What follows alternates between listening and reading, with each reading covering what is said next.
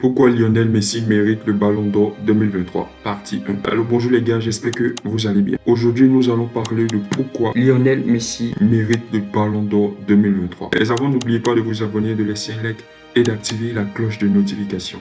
On y va. Éliminons ses grands concurrents, que ce soit Mbappé, Cristiano Ronaldo. Mbappé qui est arrivé en finale de Coupe du Monde et est éliminé par Lionel Messi en finale de Coupe du Monde.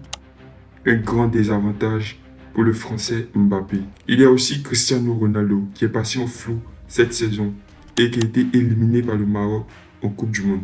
Bien vrai qu'il a fait une saison moyenne en Arabie Saoudite. Bon, il reste quand même loin. L'un des concurrents pour le Ballon d'Or avec Lionel Messi. Et je crois que ce sont ses deux plus grands concurrents. Mais par contre, il y a des joueurs qui sont arrivés à attirer le feu des projecteurs sur eux.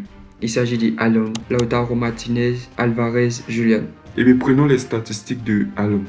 En Ligue des Champions, le Norvégien a mis 12 buts sur 10 matchs en Ligue des Champions. Et en Premier League, 36 buts en 33 matchs. C'est fabuleux. En League Cup, il a mis seulement un seul but en 2 matchs. Et sans compter ça, il est le meilleur buteur de la Premier League. Il est champion d'Angleterre. Il est meilleur buteur de la Ligue des Champions. Et à l'heure où je tourne cette vidéo, il est en finale de la Ligue des Champions. Il reste un adversaire coriace. Peut-être placé sur le podium du Ballon d'Or. Ça, c'est forcément. Il est aussi l'attaquant argentin, Lautaro Martinez. En Ligue des Champions, il a mis 3 buts lors de ses 12 matchs. En Serie A, il a mis 20 buts sur 35 matchs. En Coupe d'Italie, il a mis 1 but sur 4 matchs. En Super Coupe d'Italie, 1 but sur 1 match. Il est le deuxième buteur de la Serie A. Il est vainqueur de la Coupe du Monde avec Lionel Messi. Et il est aussi en finale de Ligue des Champions. Julian Alvarez. En Ligue des Champions, il a inscrit 3 buts en 10 matchs. Bien vrai qu'il y a Haaland devant lui. Il n'avait pas autant de temps de jeu. Il a quand même eu 3 buts en Ligue des Champions. En Premier League, il a mis 8 buts en 28 matchs.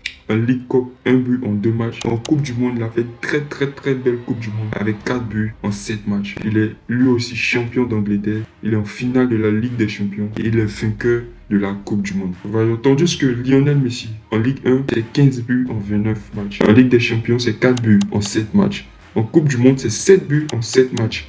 Et en plus, il est le meilleur buteur de la Coupe du Monde. Il est le meilleur passeur de la Coupe du Monde. Il est le deuxième meilleur buteur de la Coupe du Monde.